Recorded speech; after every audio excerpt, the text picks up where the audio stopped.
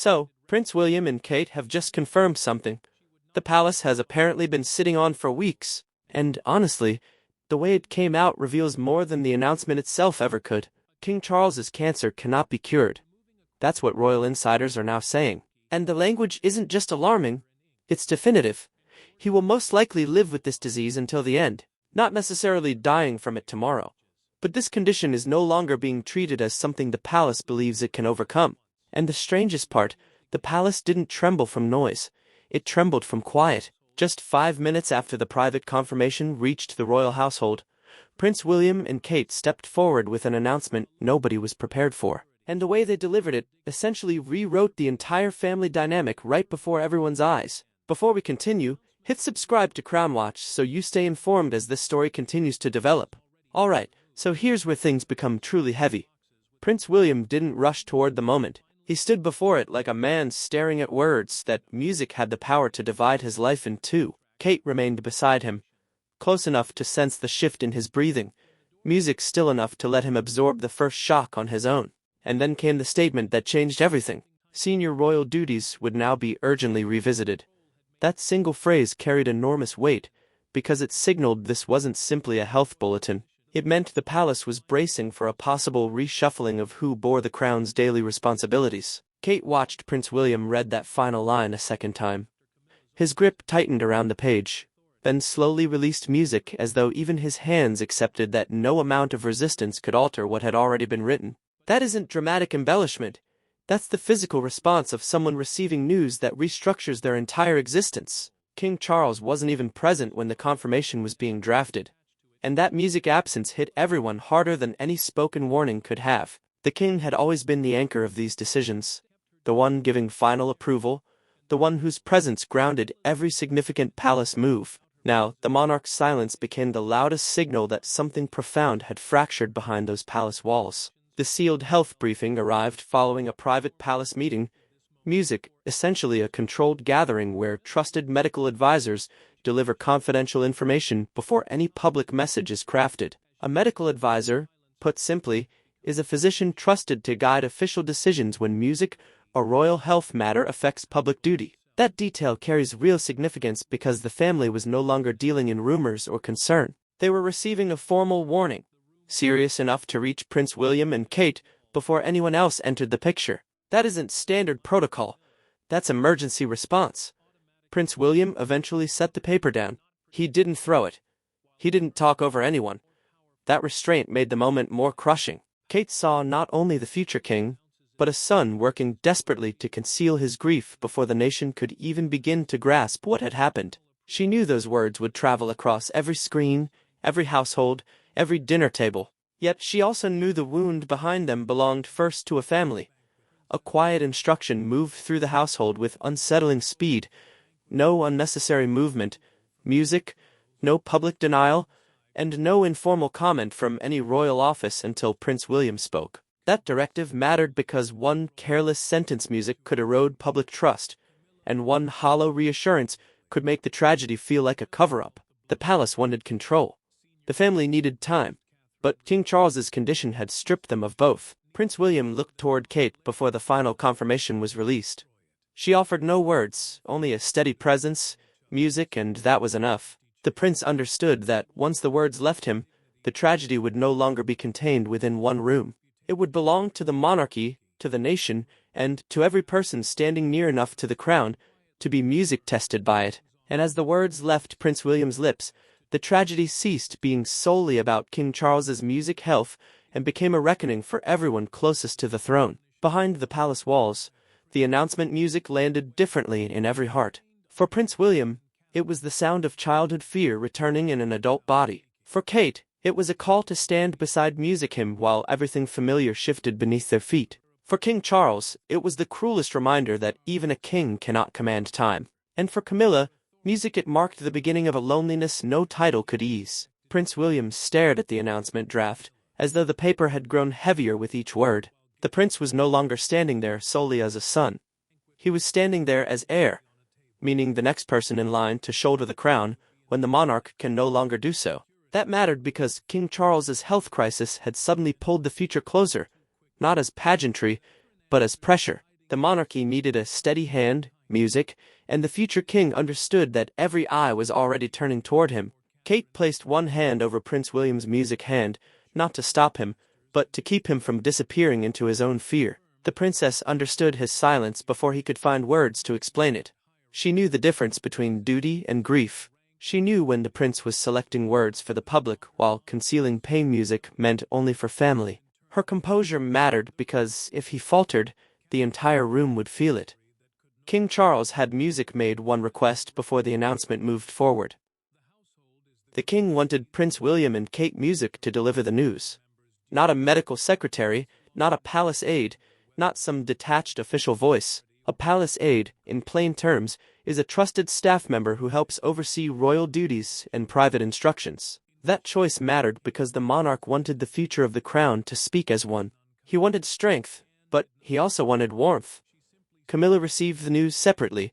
Music and the queen consort reached for no one. She sat rigid in her chair as the door closed. Her complexion drained. Music, her hands motionless, her title suddenly powerless against the loneliness gathering music around her. Camilla had stood beside King Charles through difficult times before. But this felt entirely different. This was not rumor. This was not family tension. This was the king's own body forcing the palace into decisions no one's heart was prepared to make. A senior aide quietly cleared a public engagement folder from King Charles's music desk. Public engagements are official visits and appearances where royals represent the crown before the people. That small gesture mattered because it communicated what no one was willing to say aloud. Some appearances may never unfold as planned. Prince William noticed the empty space on the desk. Kate noticed his expression shift. Camilla heard the silence after the door closed, and knew the old rhythm had fractured. The announcement had already shaken the palace. Music, but the deepest wound remained concealed beneath it. Prince William knew it. Kate could feel it.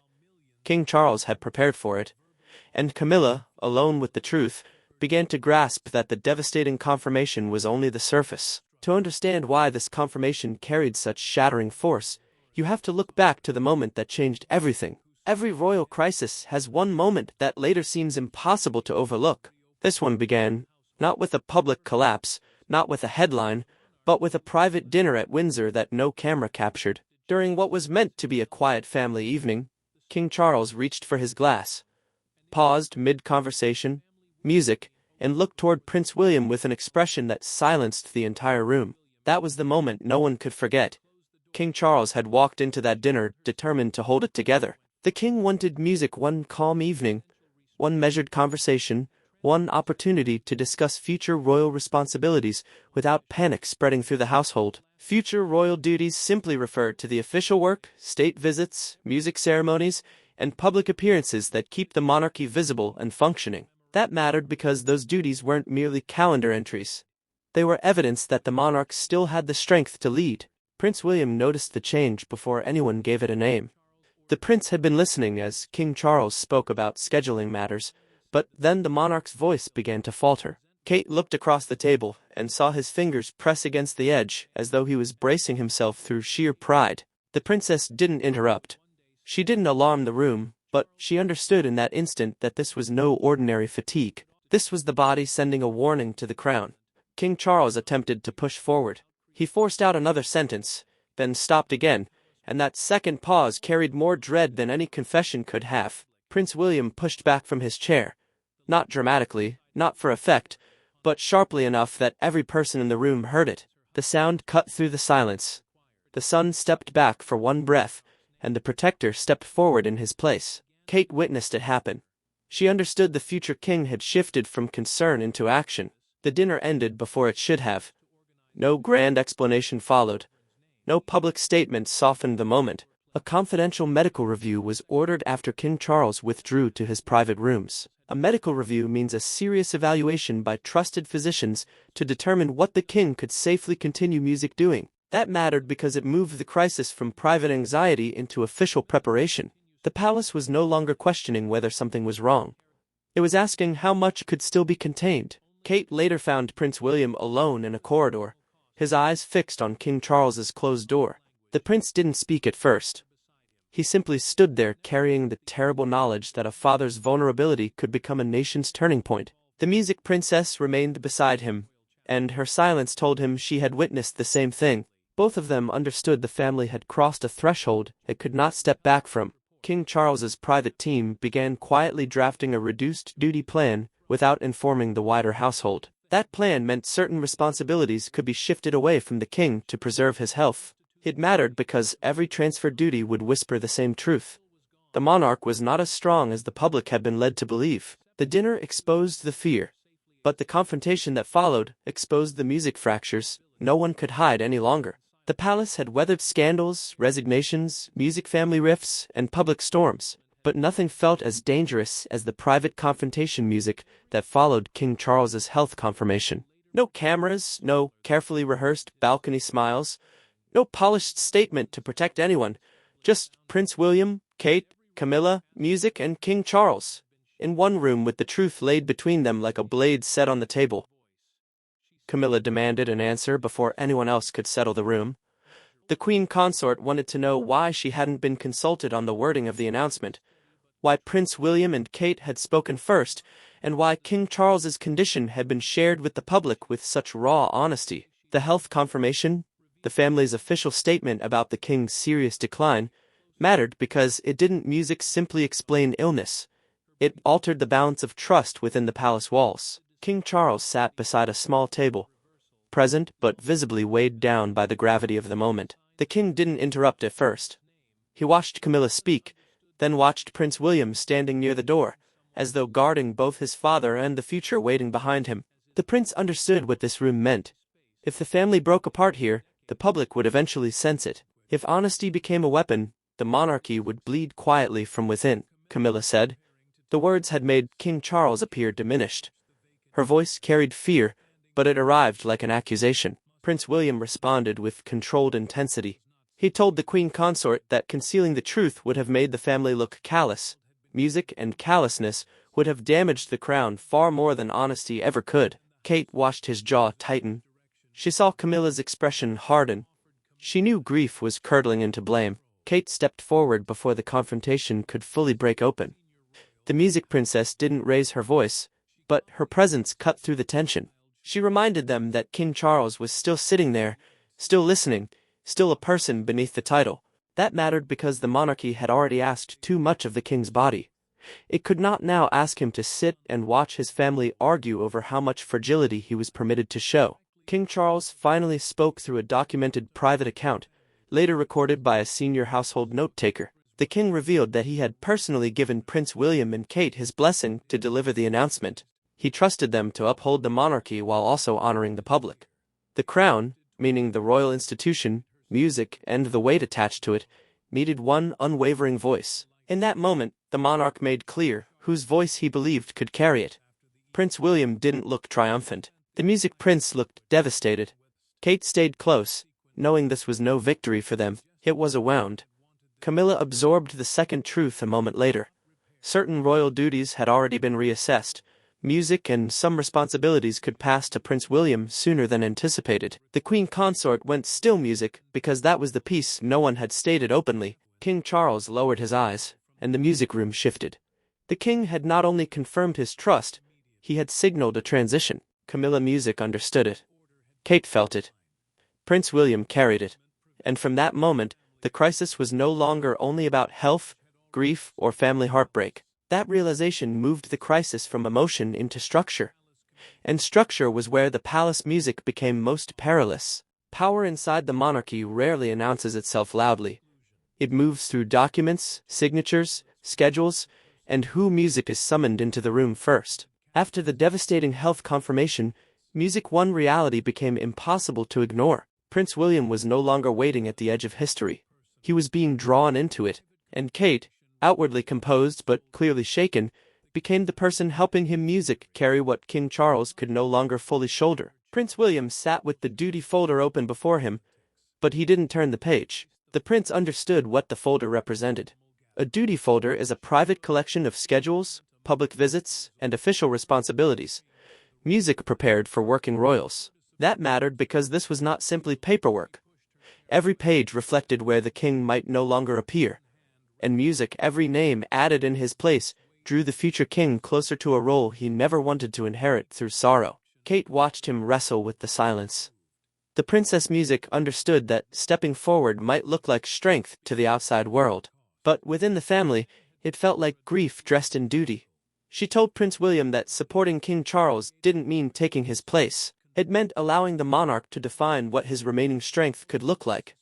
Her words mattered because the palace required steadiness, but the prince needed permission to remain a son before becoming music a symbol. King Charles's reduced schedule was no longer being treated as a brief interruption. The king's condition had transformed it into a serious constitutional and emotional adjustment. Constitutional, in plain terms, refers to anything connected to how the monarchy functions music within the country's broader public structure. That mattered because King Charles wasn't only a father trying to recover.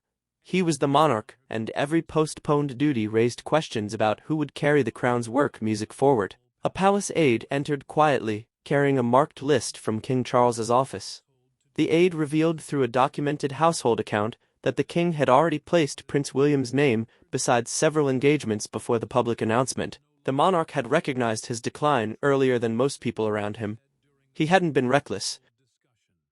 He had been planning, and that discovery struck the prince harder than any instruction music because it proved his father had been thinking about tomorrow while quietly enduring the pain music of today. Prince William looked toward Kate and admitted what he had been holding back all morning. He said he never wanted this moment to come wrapped in suffering. The princess didn't rush to music comfort him with easy words. She simply reminded him that King Charles still had dignity, still had choice, and still had a son capable of protecting both. The future king heard her, but the weight didn't lift. It only settled more deeply. Camilla learned of the shift when a decision that would once have reached her first was routed through Prince William's office instead. The queen consort froze when she discovered that certain approvals were now being reviewed by the prince before being finalized. Camilla had braced for grief. She had braced for illness, but influence moving without notice felt like an entirely different kind of loss. She understood how quickly a crisis could rearrange the people around her. King Charles remained at the center, yet the machinery had begun turning toward Prince William. Kate could see it. Camilla could feel it. The prince could no longer pretend it was temporary. Power had not arrived through ceremony or proclamation. It had arrived through revised schedules, carefully chosen language, and one father quietly preparing his son before the time felt right. By the following morning, the palace was no longer asking what had happened. It was responding to what could no longer be reversed. Morning came, but the palace felt anything but rested. It felt like something was healing over a wound that hadn't been treated. The announcement about King Charles' health had spread faster than any official could manage, and inside the royal household, every corridor seemed to carry its own quiet dread. Staff exchanged whispers over altered schedules. Aides removed names from briefing documents, and Camilla, standing alone beside a window, understood that the old rhythm she had known was gone. Camilla watched an aide remove the king's next engagement card from the board. The queen consort didn't ask him to stop. She only watched as the card was taken away, and her expression moved slowly from disbelief to sorrow. An engagement card is a scheduling note for an official royal appearance, and its removal signaled the king might not attend as originally planned. That mattered because King Charles's absence wouldn't stay hidden within palace walls. Every empty chair would speak on his behalf. Prince William received the first call before the household had properly settled into the morning. The prince hesitated before answering because every ring now carried the sound of preparation, not reassurance. A senior courtier, meaning a seasoned palace official entrusted with royal decisions, explained that emergency scheduling changes had been set in motion. That mattered because the family was no longer simply watching to see what came next. The palace was already reshaping itself around the king's condition. Kate stood close enough to hear Prince William's replies growing shorter. The princess understood that brevity was not distance.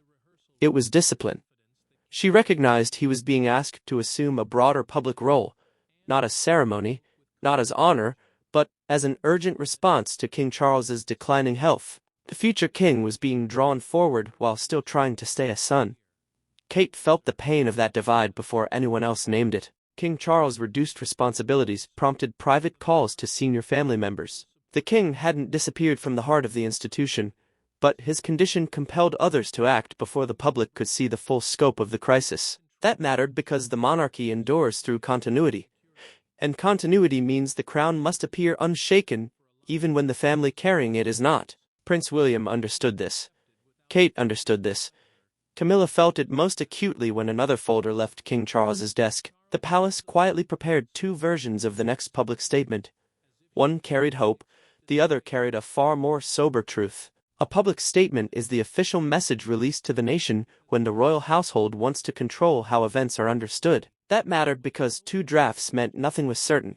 It meant no one could offer full reassurance. It meant the next words could either steady the country or deepen the hurt. Kate learned through a private briefing note, music that King Charles had specifically asked her to remain close to Prince William throughout all future meetings. The princess received that detail quietly, but it moved her deeply. The king wasn't only placing trust in his son, music, he was trusting her to hold the future king steady when duty grew heavier than he could carry alone. Prince William looked at Kate when she shared the news, and for a moment no title existed between them, only the weight of what lay ahead. Camilla stood alone again after the aide departed. Music and the queen consort understood that grief had been made visible through action. Cards removed, calls placed, drafts prepared. Prince William heard the next instruction and didn't move immediately. Kate watched him collect himself. King Charles waited behind a closed door holding words only a father could speak. When Prince William finally entered King Charles's room without aids, the crisis became something simple and unmistakable. A king, his heir, and the things neither wanted to say. For all the palace corridors, titles, protocols, and carefully worded statements, music the turning point arrived in a room where none of it applied. King Charles was not a symbol in that moment. Prince William was not merely the heir. They were father and son, sitting close enough for silence to carry what pride could not. Kate waited outside, and for once the monarchy had no wall between grief and truth.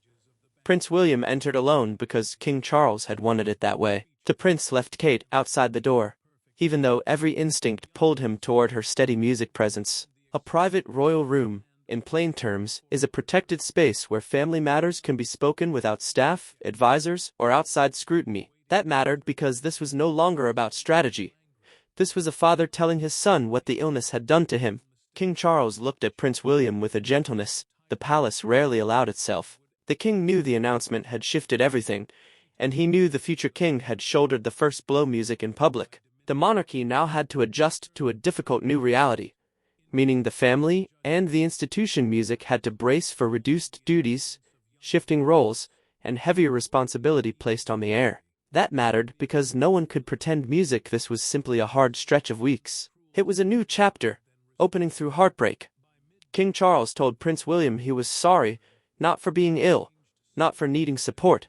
He was sorry the weight had arrived like this, through fear instead of measured preparation. The prince lowered his head before responding.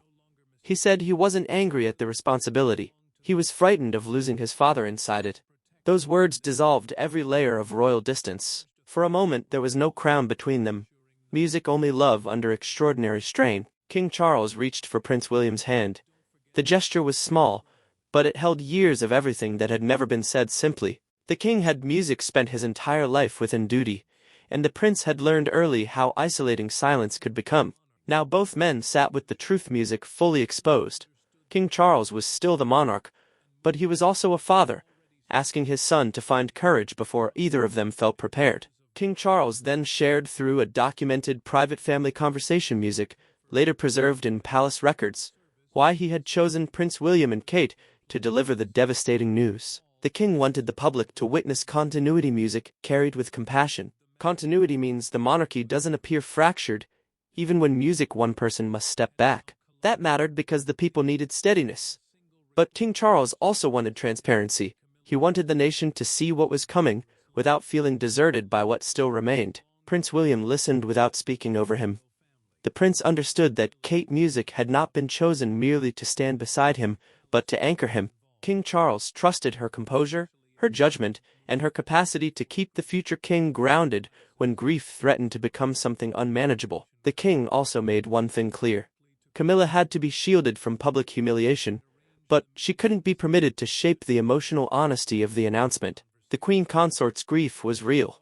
Yet the public was owed truth more than palace reassurance. Prince William rose slowly when the conversation drew to a close. He didn't look relieved. He looked altered. King Charles watched him leave with pride and sorrow held together, knowing the son who walked in had been carrying fear. But the man who walked out was carrying resolve. Kate read his face the moment the door opened. She understood before a single word was spoken. The private pain had finally been voiced. But beyond the palace gates, a nation was already forming its own understanding of what this moment meant. By midday, the story had moved beyond palace walls. It had entered homes, cars, offices, cafes, music, and busy streets where people stopped mid-scroll and simply stared. The devastating confirmation about King Charles's health became more than a royal update. It became a collective pause. And at Buckingham Palace, crowds gathered, not in celebration, but in something quieter, an acknowledgement that something precious was becoming fragile. Prince William caught the first wave of public reaction on a muted screen. And for a moment, he didn't move. The announcement had reached every corner of the conversation because he and Kate hadn't retreated behind a cold institutional statement. They had carried the truth themselves. A royal update, in plain terms, is a music official message from the palace about something significant affecting the family or the crown. And that mattered because this update wasn't about travel or ceremony. It was about music, the king's health, and the path ahead for the monarchy. Kate stood near Prince William as broadcasters replayed his words across every channel. The princess heard one presenter describe the moment as a defining test for the monarchy, noting the prince's restraint and her composed presence beside him. That mattered because the public was no longer weighing only the information. They were weighing who looked prepared to carry the grief. Kate understood that her stillness had become part of the message itself. A small gathering formed near the gates of Buckingham Palace. One older woman pressed a single white rose against the railing and said quietly that King Charles had looked weary for too long. Buckingham Palace, for those who may not know, is one of the monarchy's most recognized working residences and a public face of royal life. That mattered because people didn't go there by chance. They came because the king's condition had made the symbol feel personal. Prince William saw that moment and looked away. The prince wasn't ashamed of grief. He was undone because strangers had glimpsed what he had been trying to hold privately since that Windsor music dinner. Kate noticed his reaction and stayed close without filling the silence. She knew the future king could face a nation. But facing a nation's sorrow on behalf of his father was something entirely different. A newspaper front page appeared carrying a stark headline about the king withdrawing, while Prince William and Kate guided the nation through the pain. The words struck everyone inside the palace because they made the transition feel settled even before every decision had been formally announced. A front page is the opening page of a newspaper, the space reserved for the story that matters most. That mattered because the public had already chosen the image that would define this chapter. One broadcaster said the defining image wasn't a crown, not a balcony, not a gilded carriage, music, but Kate standing beside Prince William as he delivered the hardest truth of his life. The princess heard that line later through a recorded media briefing, and it unsettled her. She hadn't stood there to become an image. She had stood there because the prince needed her, because King Charles trusted her, and because the country needed to see calm. Camilla heard the public reaction from another room, and the Queen Consort understood that the nation was already gravitating emotionally toward Prince William and Kate. It stung, but she also understood why. King Charles's illness had generated fear, and fear reaches toward steadiness. The king had decided where that steadiness should live. The world had responded with shock, but the final meaning belonged to those who had lived the heartbreak from inside the crown. In the end, snorts, the devastating confirmation about King Charles's health didn't break the monarchy. It stripped it down to what was real. It uncovered the fear beneath the ceremony, the love beneath the duty, and the cost of a crown handed down through pain rather than celebration. Prince William and Kate didn't simply deliver a statement. They carried a wounded family through its most vulnerable hour, and quietly redefined what leadership means. King Charles accepted the reduced role with quiet dignity. The king set down his pen after signing the revised duty plan, and looked toward Prince Music William with pride rather than resignation. A revised duty plan means an updated list of royal responsibilities designed to protect the monarch's health while keeping the crown functioning. That mattered because this wasn't defeat. It was a father choosing honesty over pride, and a king choosing the music future over appearances. Prince William didn't smile when King Charles looked at him. The prince understood the full weight behind that look. Succession, in simple terms, means the order in which the crown passes when the reigning monarch can no longer bear it. That mattered because the public had stopped experiencing it as distant tradition. They now felt it as a living burden, carried by real people with real fear, real grief, and real love behind every title. Kate Music stood beside Prince William afterward, not to speak on his behalf, not to take the moment from him, but to give him the steadiness to remain present. Music when the family's private pain became something the whole nation shared. The princess had become more than a calming presence. She had become the quiet foundation that helped the future king remain standing when grief threatened to overwhelm music. Everything. Prince William felt it. King Charles knew it, and the palace music understood it. Camilla's grief remained real. The queen consort had lost the familiar rhythm she had shared beside King Charles. She had watched decisions shift toward Prince William and Kate with a speed her heart struggled to accept. But Camilla finally reached the hardest understanding. Protecting the king meant trusting the future he had chosen for himself. Her pain didn't disappear. It simply stopped resisting the truth. King Charles had prepared this passage emotionally before anyone else had seen it coming. Through a documented private account preserved in palace records, the king's intention became clear. He had chosen transparency over protection at the most painful moment. He didn't want the monarchy to shelter behind polished language. He wanted the country to witness honesty, composure, and families standing together in strength. Prince William carried that honesty. Kate gave it warmth. King Charles gave it his blessing. And Camilla, still hurting but no longer fighting the current, came to accept that love sometimes means releasing control. This was not simply tragic news about a king's failing health. This was the moment Prince William and Kate became the emotional steadiness the crown had been reaching for. King Charles gave the monarchy truth. Prince William gave it resolve. Kate gave it grace, and together they transformed a moment of sorrow into a solemn act of music strength.